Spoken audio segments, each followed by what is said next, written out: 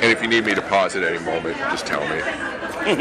What's that? Oh, yeah. That'll be the sign. All right, I'm here at LuxCon with artist Jody Fallon.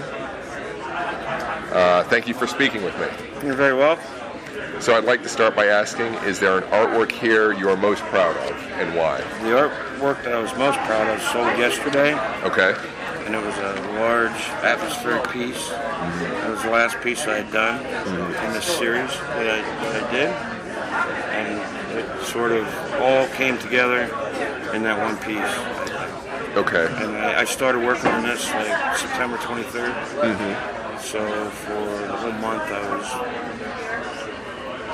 trying to figure out this whole colorful scheme, landscape scheme that I was doing. Okay. And that last piece that I sold, sort of everything just came together. All the techniques that I was learning all came together. Is there a name of the series, or is it? No, I didn't name the series, but the name of the painting was called The Outpost. The Outpost. Yeah. Okay. Are these in the series? Some of these are all part of that series. Yeah.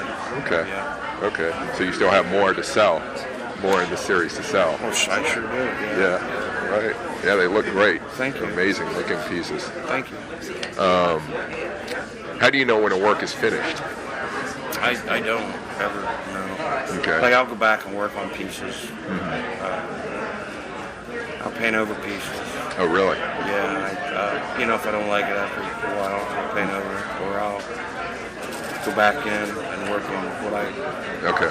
As I grow, the piece becomes. I think this is true with all artists. Mm-hmm. As you grow, you see that you've grown past it. Mm-hmm. You like what's in the piece.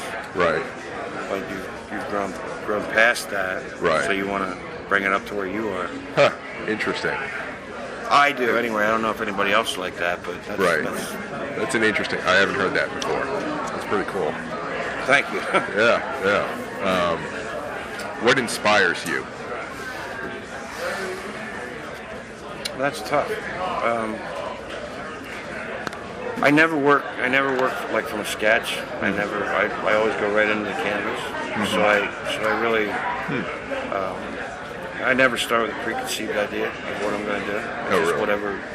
whatever happens, happens. Okay. So as far as inspiration, I'm assuming that's what you're saying. Yeah. I guess the actual act of painting is my inspiration.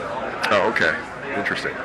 So what inspired the series that you just I like talked the bright about? colors, and I like the way everything worked together. Okay. At first I did a small green one. Actually, I did this one, and I really liked the way it came out, which is the first I had done anything like that. Mm-hmm.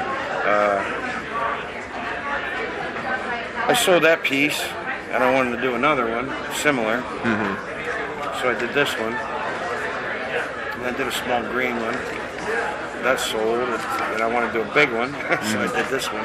Okay. And then it just sort of evolved into these figures that ended up in these. They were just going to be just alien landscapes, but... Mm-hmm. What is your most important artist tool? Is there something you can't live without in your studio? For this work, no. No. Nothing. I couldn't do this without a can of spray paint, if that's what you're asking me. Oh, yeah? Right. Oh, okay. Yeah, I was using Liquitex spray paint. Uh-huh. It's an acrylic spray paint, high pigment, concentrated pigments. Mm-hmm. So a lot of it, I couldn't do this without that. So I guess if you're asking me about this, yeah, that would be a very important tool. Okay. Is there an element of art you enjoy working with most, and why? That could be process or medium or whatever. Well, yeah, I think making the work, like I said before, is that's what it's all about. Okay. And coming with up with an end result that works. Okay. I mean, I don't know that I work like a lot of people do. Like I said, I'm not. For me, it's the process. Okay. For me, the excitement is in making Okay. And that's probably the same for everybody else. I've talked to other artists here that get bored in the process. For me, maybe that's, you asked me before, when work is finished, maybe that's when it's finished, right? Yeah. When you're bored. Yeah. Yeah, when you're like, yeah, I'm done with this. Move on to the next one. Okay. All right. How did you start making art, and why do you make art? Well, I started painting full time. I think I wanted to draw comics when I was a kid, like everybody else. Okay. And I realized that's a business that I don't want to break into, really, because nobody breaks into that business anymore. Okay. You have to kill somebody to get in there, you know. So So in 2000, I just decided I wanted to paint. Primarily, I'm a landscape painter. Okay. More so than science fiction illustrator. I paint traditional landscapes. Okay. And dark figurative pieces. So this is all really new for me. This whole body of work is new compared to my dark landscapes that I paint, or my dark figurative things that I normally paint, which I'd like to get away from, by the way. Oh, okay. Because I think I've grown out of that dark stage. That's fine. So I don't know if that answers your question. Yeah, it does. Okay. What role does the artist have in society? The artists themselves in society? I think the artist's role is to right the boat in society is at its worst. Oh, okay. And it's the artist that comes forward, I think, with their honesty and the truth that they've found, and it helps inspire other people to be better, I guess, themselves. You know, I mean, if you're not treating these things like commodities, you know, like if there's a certain amount of truth in this work that we do, it should be, I think, to help enlighten people. You know, and I mean, that's what I think the artist's role is in society. Okay. You know, otherwise it's, what is it? Yeah. If it's not something more, if it's not supposed to be something more, then what is it? Yeah. So, you know. Okay. What movies, books, or other artwork in science fiction or fantasy have inspired you? We're gonna hover and stare and try to make you.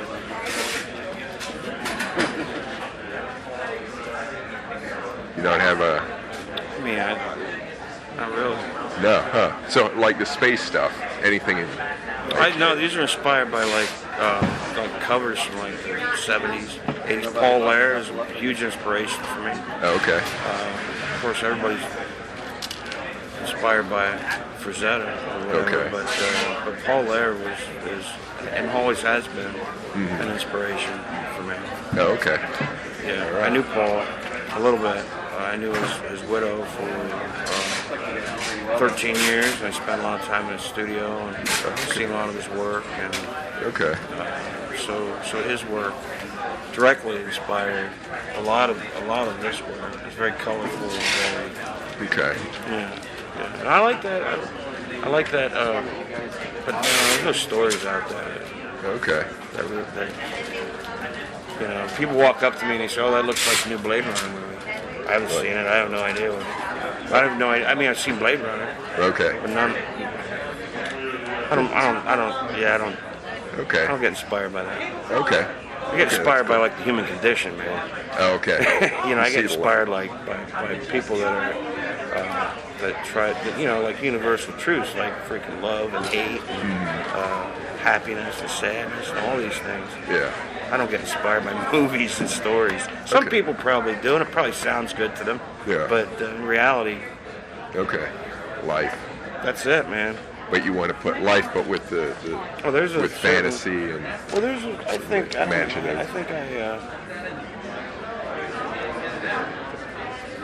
I don't know when anybody else sees them when I do, so I can't really. Okay. You know, when they're looking at this, I don't know what they see. Okay. Okay, cool. You know what I mean? See cool stuff, yeah. So it's stuff that inspires. You can interpret them however you want. Yeah. They look like Blade Runner to you, cool. Yeah. Good. Yeah.